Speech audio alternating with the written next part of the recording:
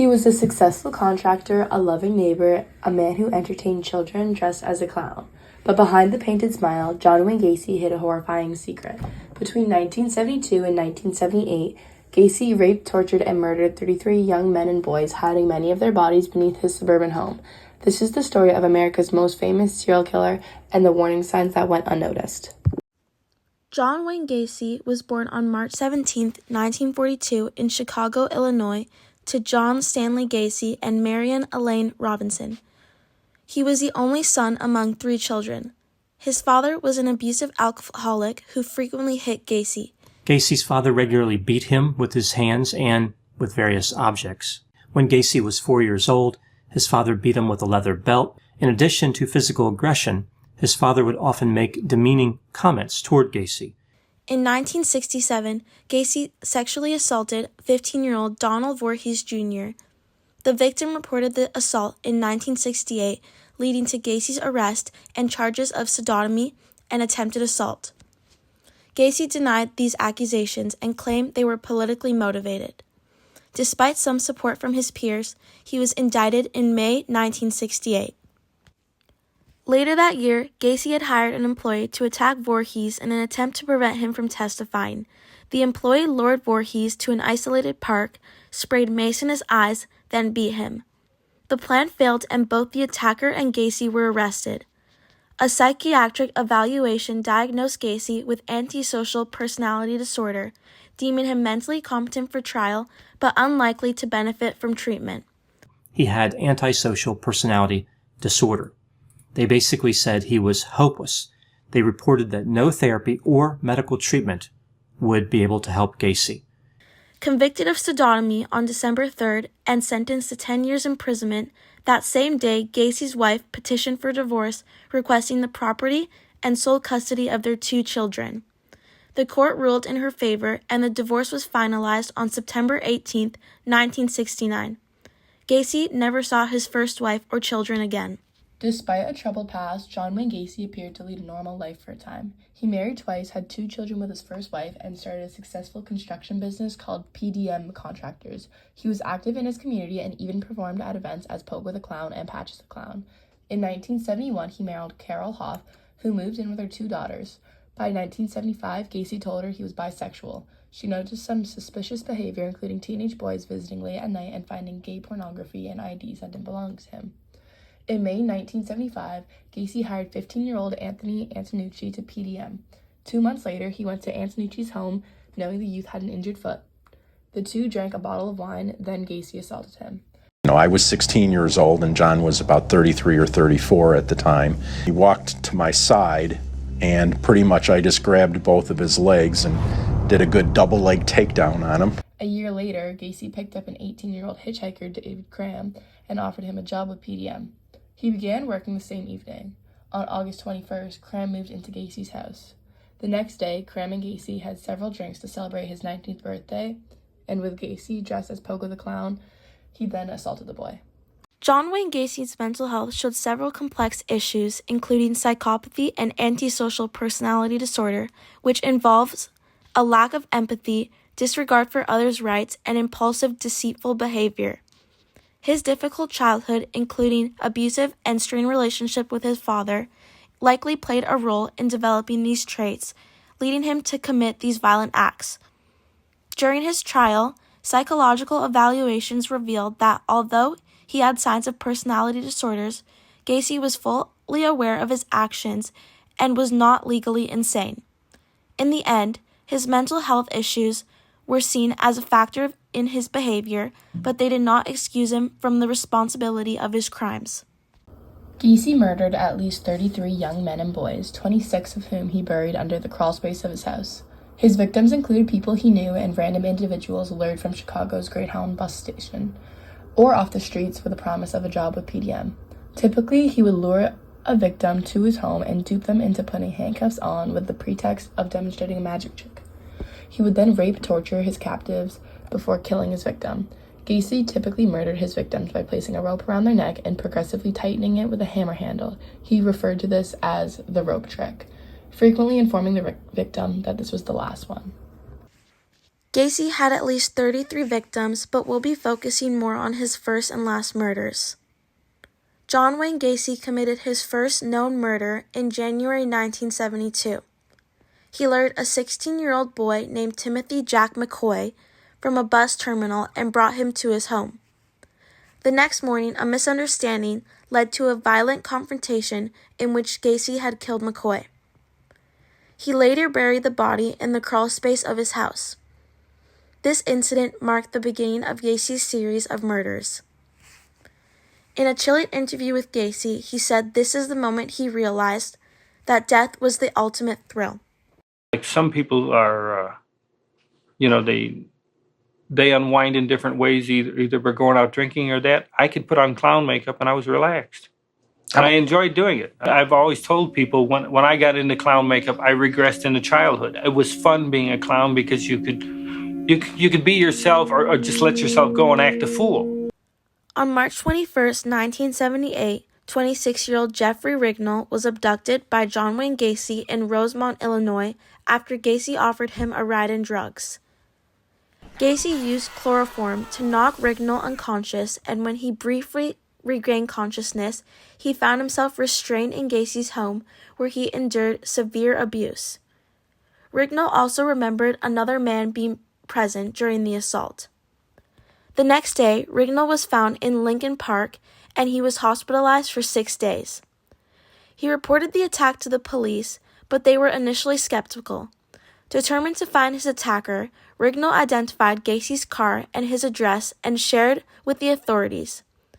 Despite this, legal actions were delayed, and although a battery charge was filed months later, Gacy remained free and the case was never fully prosecuted. I was 19 years old. I was abducted and raped by a mass murderer, one who's etched into the American consciousness. John Wayne Gacy. Yeah, that guy from Chicago who dressed as a clown and murdered 33 boys and young men and buried them under his house and garage. And yes, I was in that house, alone. And here I am, 45 years later. I know, it's a lot. I knew he was crazy, and I knew that I couldn't fight him, and I knew that I couldn't anger him, and I just had to diffuse the situation, act like everything was okay all the time, because I grew up doing that. I did it my whole life. So I was in a situation that was similar to something. If I had fought him, I'd be dead. I didn't not fight him. I just didn't physically. Also, I was 19 years old, and I was a scrawny little kid, and that was a trap. That house was a trap, and I knew it was a trap at the time. This was until on December 11, 1978, 15-year-old Robert Peace met John Wayne Gacy at the Nissan Pharmacy in Des Plaines, Illinois, where Gacy mentioned he paid teenage boys well for work. Peace had told his mother he was going to speak with a contractor about a job and had left the store around 9 p.m. He was later murdered that night at Gacy's home. When Peace hadn't returned, his family reported him missing. The store owner identified Gacy as the man Peace had last spoken with. Lieutenant Joseph Kozenak began investigating Gacy and had discovered his past criminal history, including a prior conviction for sexually assaulting a minor. Police questioned Gacy the next day. He denied offering Peace a job and gave conflicting accounts of his whereabouts. He later arrived at the police station covered in mud, claiming he had been in a car accident. Despite inconsistencies in his story, Gacy submitted a written statement about his activities on the night of Peace's disappearance. On December 13, 1978, Des Plaines police obtained a search warrant for John Wayne Gacy's home, suspecting he might be holding missing teen Robert Peace. During the search, investigators discovered several suspicious items, including police badges, handcuffs, pornographic material, and a class ring belonging to a missing person. As the investigation continued, police placed Gacy under surveillance, and multiple leads, including testimonies from people linked to Gacy, pointed to his involvement in Peace's disappearance. Despite mounting evidence, Gacy continued to deny any involvement. He appeared increasingly anxious, displaying signs of stress. By December 20th, Gacy confessed to his lawyer that he'd killed at least 30 victims, most of whom he had buried under his crawl space. Executed that search warrant, they went in the crawl space, and the very first shovel that they dug, they found human remains. He admitted to dumping several bodies in the Des Plaines River. Gacy stated the majority were male runaways or prostitutes. He admitted to strangling Robert Piest and disposing of his body into Plains River. Gacy led police to the location where he had thrown Piest's body and later showed them where he had buried his other victims on his property. Over the next week, the police unearthed 26 bodies from Gacy's crawl space. Very descriptive on what he had done with Rob Piest. Rob Piest's mom was waiting for him in the front parking lot, and Rob said to his mom, "Hey, I'm going to talk to a contractor about a job. I'll be right back." He goes back in the pharmacy. Gacy is in the back parking lot, the alleyway. And as Gacy's leaving, Rob follows him outside and says, "Excuse me, sir, I understand that you hire young kids, and I'm really interested in having a different job." And Gacy says, "Well, jump in the car, I'll have you fill out an application." So Gacy actually drives Piest willingly to Gacy's house. While there, Gacy starts showing Piest some little tricks of the trade of being a clown. He shows him a couple of card tricks. And the last trick that he shows Piest is the handcuff trick. So Gacy says, "Well, here, you handcuff yourself, and I'll show you how to do that." So Piest handcuffs himself, and he struggles, and he struggles, and he struggles. And he looks at Gacy and he says, "Now, what's the trick to this?" And Gacy reaches in his pocket and pulls out a key to the handcuffs, and he says, "The trick is, you gotta have this key." Gacy, throughout all of the 33 killings, had developed a method of killing these young kids. Gacy's trial began in 1980, where he pleaded not guilty by reasons of insanity, claiming to have multiple personalities. His defense argued that he suffered from paranoid schizophrenia and multiple personalities, one of which, Bad Jack, was responsible for the murders. However, the prosecution countered that Gacy was sane and in full control of his actions, presenting evidence of premeditated killings. The defense claimed accidental deaths from erotic asphyxia was dismissed by experts, and witnesses like Jeffrey Rignall and Donald Voorhees testified about their abuse at Gacy's hands. Ultimately, Gacy's defense sought a mistrial, but the judge denied their request. After being sentenced to death, John Wayne Gacy spent 14 years on death row at Menard Correctional Center, continuously claiming his innocence. Gacy gave multiple interviews to journalist Russ Ewing, which contributed to the identification of his first victim. "Hey, I got news for you. I killed 33 times. You're only going to kill me once." Gacy outsmarted him again. While incarcerated, Gacy filed numerous appeals and motions, including arguing that his conviction was invalid due to issues with his original trial and search warrant. Despite his appeals, the Illinois Supreme Court upheld his conviction, and in 1989, a new execution date was set. On May 9, 1994, Gacy was transferred to Stateville Correctional Center for his execution. He was allowed a final meal of KFC, shrimp, and strawberries before receiving the last rites from a priest. A large crowd gathered outside, with many people supporting the execution.